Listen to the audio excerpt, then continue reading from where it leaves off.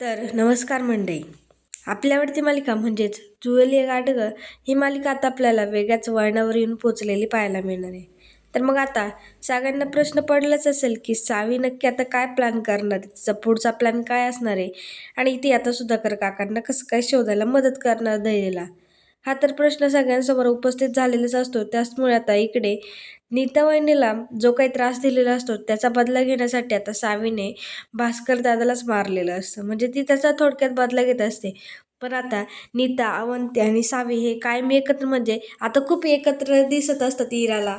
आणि आता ही इराला म्हणजे डाऊट आलेला असतो की ह्या तिघींचं नक्कीच काहीतरी गडबड आहे. ह्या तिघी नक्कीच कोणतं तरी प्लॅन करतात आहे. अशी येतं तिला चाव लागलेली असते. त्यामुळे आता इरा सावीला सारखेच प्रश्न विचारत असते की तू बरी झाली का? तुला सगळं आठवतंय का? आणि तू नक्की काय वागतेस? म्हणजे सारखा तिच्यावर संशय घेत असते. मग आता ही सावी तर बरी झाली हे आपल्याला माहिती, पण त्यांना माहिती नसतं. पण आता सावीला तिला कळून द्यायचं नसतं की मी बरी झाली, मला सगळं कळलंय.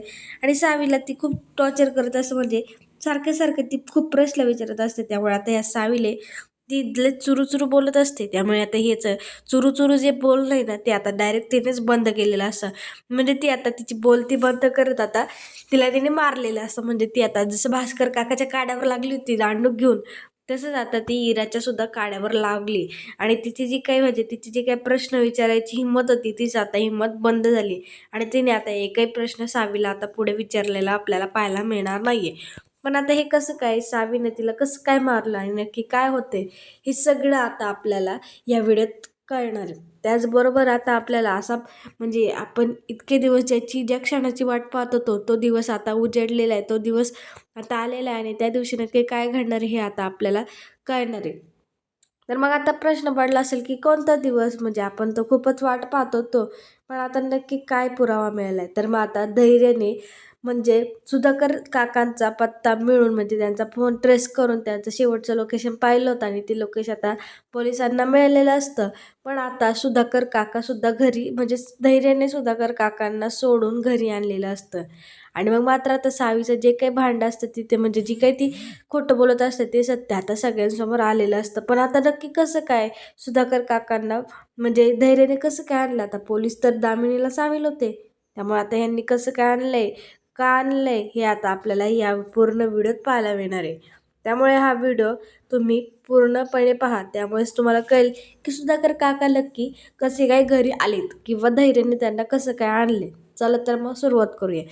आता इकडे सावी भास्करच्या मागे लागलेली असते. तिने भास्करला खूप मारलेलं असतं. त्यामुळे आता सगळेच तिथे आलेले असतात. धैर्यसुद्धा आलेला असतो, दामिनीसुद्धा असते, इरासुद्धा असते. तर मग आता तेवढ्यात म्हणजे धैर्य सावीला शांत करतो आणि मग धैर्याला तिथे तेवढ्यातच पोलीस इन्स्पेक्टरचा कॉल आलेला असतो. पण आता हे पोलीस इन्स्पेक्टर वेगळे असतात, कारण धैर्याला जसं सुधाकर काकांचा जो काही फोन असतो त्याने त्याचं लोकेशन पोलिसांना ट्रेस करायला सांगितलं असतं आणि ते लोकेशन आता पोलिसांना सापडलेलं असतं शेवटचं. त्यामुळे आता म्हणजे पोलिसांनी धैर्याला बोलावून घेतलेलं असतं आणि मग आता ते त्या ठिकाणी जाणार असतात. आता हे तर सगळ्यांना म्हणजे पोलिसांनी आता धैर्याला सांगितलेलं असतं आणि तिथे आता दामिनीसुद्धा असते. त्यामुळे दामिनी आता लगेच त्याला प्रश्न विचारतात काय रे काय झालं म्हणून. आणि मग धैर्य भोळा, धैर्याला काय माहिती नसतं त्याची आई कशी आहे, तिच्यापासून आपण काय लपवलं पाहिजे वगैरे. त्यामुळे धैर्याने जे काही पोलिसांनी त्याला सांगितलेलं असतं ते सगळं आता धैर्याने तिला सांगितलेलं असतं. थोडक्यात आता ते सगळ्यांनाच कळलेलं असतं की सुधाकर काकांचा जो काही पत्ता आहे म्हणजे शेवटचं लोकेशन जे होतं ते आता पोलिसांना सापडलेलं आहे. त्यामुळे आता या दामिनीला घाम आलेला असतो, कारण आता जर म्हणजे लोकेशन सापडले म्हणजे थोडक्यात जिथे म्हणजे किडनॅप केलं होतं ती जागा आता पोलिसांना कळलेली. आणि आता पोलीस 100% त्या जागेवर जाणार आणि सुधाकर काकांना तिथून शोधून आणणार, अशी आता भीती तिच्या मनात निर्माण झालेली असते. ती खूप घाबरलेली असते आणि सावी मात्र तिच्याकडेच पाहत असते, कारण तिला माहिती ही म्हणजे ही आता घाबरली आणि हिचा नक्कीच आता म्हणजे सुधाकर काकांना तिथून हलवायचा प्लॅन आता तिचा सुरू झालेला असेल. त्यामुळे आता दामिनी तर तिथून निघून गेलेली असते, सावीसुद्धा तिथून निघून जायला पाहते. पण आता ही इरा तिला तिथे 50 प्रश्न विचारत असते. म्हणजे तू का भास्कर काकांना मारलं, ते झुरळ कुठनं आलं, असे बरेच सारे प्रश्न ती तिला विचारत असते. पण आता सावीला जाणं महत्त्वाचं होतं, म्हणजे तिच्यासाठी खूप महत्त्वाचं होतं, कारण दामिनी काय बोलते हे तिला ऐकायचं होतं. तिचं प्लॅन काय आहे हे तिला जाणून घ्यायचं होतं. त्यामुळे ती तर पळून गेलेलीच असते. तिच्या मागे मागे इरासुद्धा पळून गेलेली असते. आता इथे त्यानंतर मग आता आपल्याला असं पाहायला मिळेल की आता इकडे दामिनी विचार करत असते की पोलिसांना एवढं सगळं कळलं तरी त्या इन्स्पेक्टरने मला कॉल का नाही केला, मला का खबर नाही दिली. त्यामुळे आता तिने तर त्यांना कॉल केलेला असतो तिच्या पोलीस स्टेशन म्हणजे पोलिसांना. मग ते इन्स्पेक्टर बोलतात की मला काही माहिती नाही आहे, मी बाहेर कामासाठी आलो आहे, त्यांनी जरा दुसऱ्या इन्स्पेक्टरला सांगितलं असेल. असं आता त्या इन्स्पेक्टरने या दामिनीला खबर दिलेली असते. मग अजून तिचं टाळकं चालतं, कारण आता दुसरा इन्स्पेक्टर धैर्याने शोधलेला असतो, कारण हा इन्स्पेक्टर तर आता बाहेर आलेला असतो.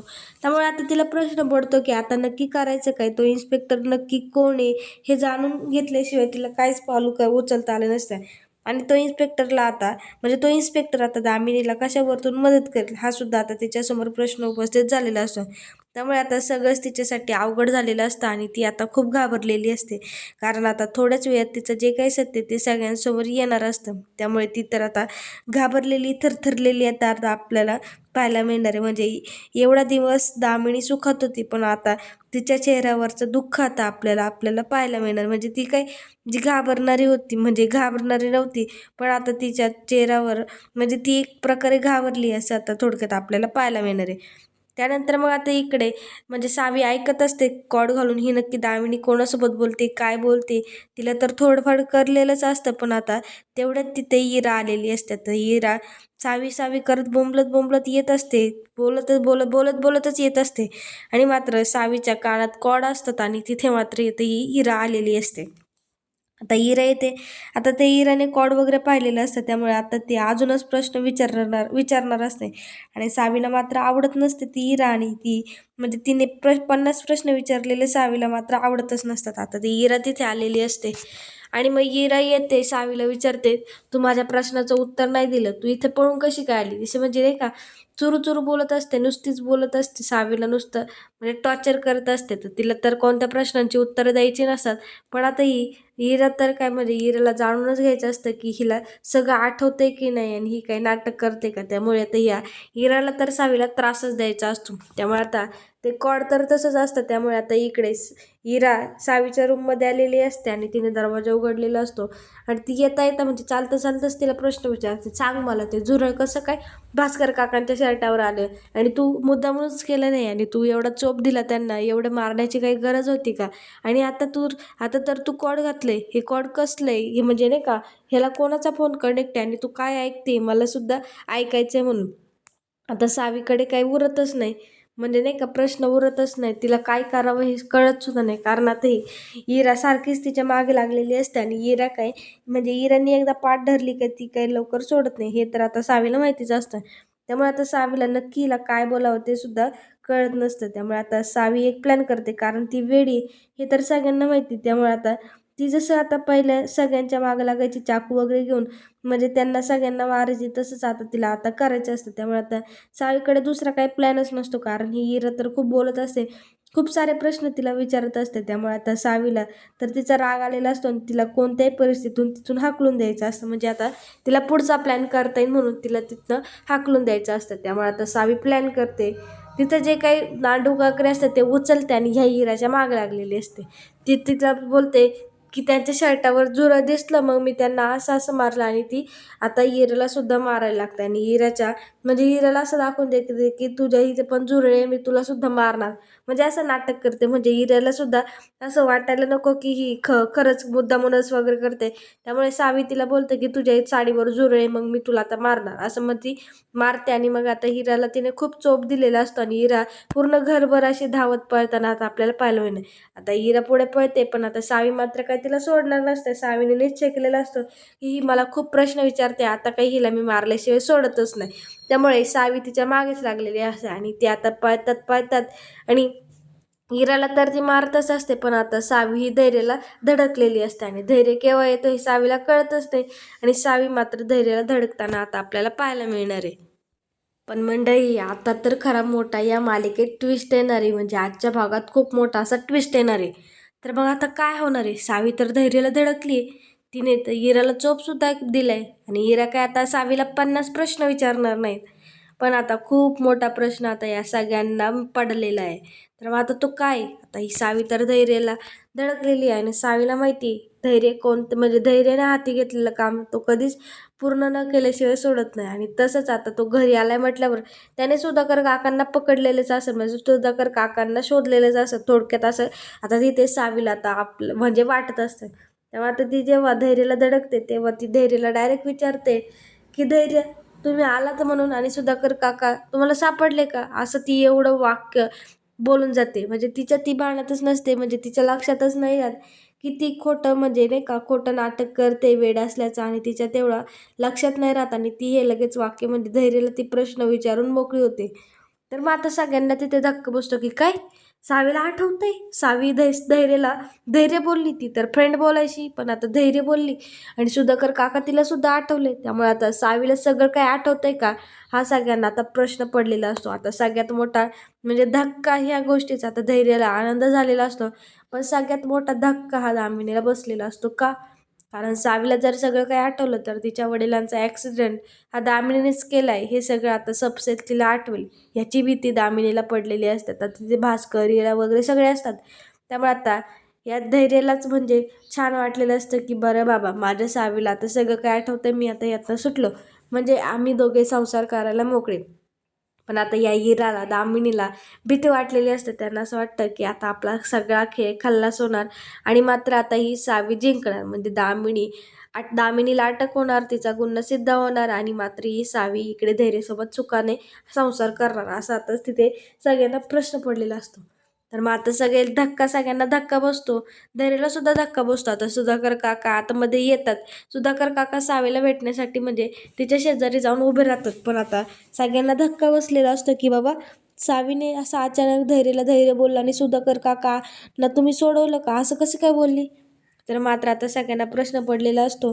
त्यामुळे आता सगळ्यात पहिले दामिनीच तिला विचारते की सावी, तुला सगळं काय आठवतंय का, तुला सगळं आठवलंय का, असं आता तिने दामिनीने सावीला प्रश्न विचारलेला असतो. त्यामुळे आता सावी म्हणजे सावीला नक्की काय बोलू आणि काय नको हे कळत नसतं, कारण ती एवढे दिवस नाटक करत असते पण अजून काही दामिनीला अटक झाली नाही आहे.